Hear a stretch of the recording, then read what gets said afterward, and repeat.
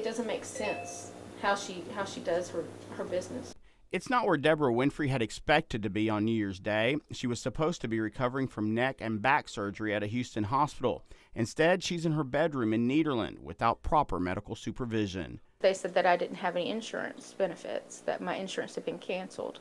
So after learning she had no coverage, the hospital gave Winfrey an early exit. She was released right after her neck surgery, but before her back could be operated on. I spoke to someone at Blue Cross Blue Shield, and they told me that the insurance had been terminated by Renaissance Hospital on December 27th, backdated to October 1st. Winfrey blames her former boss, Eileen Wynn. Winfrey had worked for Wynn as Human Resources Director at Renaissance Hospital. Wynn fired her last month, claiming Winfrey was no longer supportive of the hospital. But Winfrey says she had told Wynn about her upcoming surgeries on a Friday. The following Monday, she was terminated. I don't know how I'm going to pay for any of this. I don't know how she can do this and get away with it. Shocking, but not too surprising for Winfrey. As the hospital's former Human Resources Director, she says she was aware of Wynn not keeping up with the insurance payments, even though money for the coverage has been withheld from all employee paychecks. And Winfrey has the pay stubs to prove it, including this stub showing money taken out as recently as December 19th. So there's no way that we can just not have coverage. This is the latest allegation against Wynn and her husband, who have owned Renaissance since 2009. Fox 4 has been investigating the couple's management of the hospital for the past 2 months, ever since we learned they had not been paying their employees on time.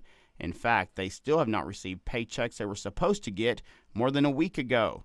Our efforts to get answers from the Wynns have been in vain. Ms. Wynn, why aren't you paying your employees? This past Friday, we were even told to get a life. Get a life. The Wynns do a lot for this hospital. Winfrey also alleges that the Wynns have not paid their payroll taxes. That's why she notified the IRS. Winfrey gave Fox 4 an interview immediately after her termination. She says Eileen Wynn used that interview against her when Winfrey called her to ask about her medical coverage.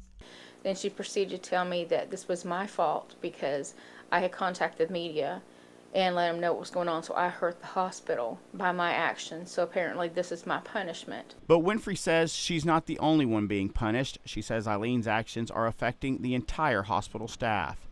I don't see how she doesn't have handcuffs on her and is sitting under the jail right now because she has hurt 200 people at Renaissance, and I'm probably the worst one suffering right now, but there's a lot of people that have a lot of health issues out there that work at that hospital that have had their insurance come out of their checks, that have had surgeries or had babies or whatever, and they're all going to be sitting in the same boat that I'm sitting in right now. The hospital's disability coverage is through a different provider, MetLife, and Winfrey says that coverage is 100% paid by employees, by money deducted from their checks. Well, guess what?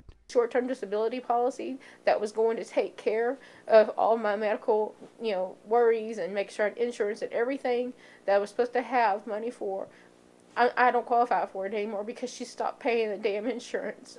Doctors have also discovered that Winfrey suffers heart problems. It's a diagnosis she fears could be a death sentence now that Eileen Wynn has left her without resources. She should have taken care of her employees, and she didn't. And so now, if I die, my blood is on that woman's hands. There's nothing she can say to deny it. Angel San Juan, Fox 4 News.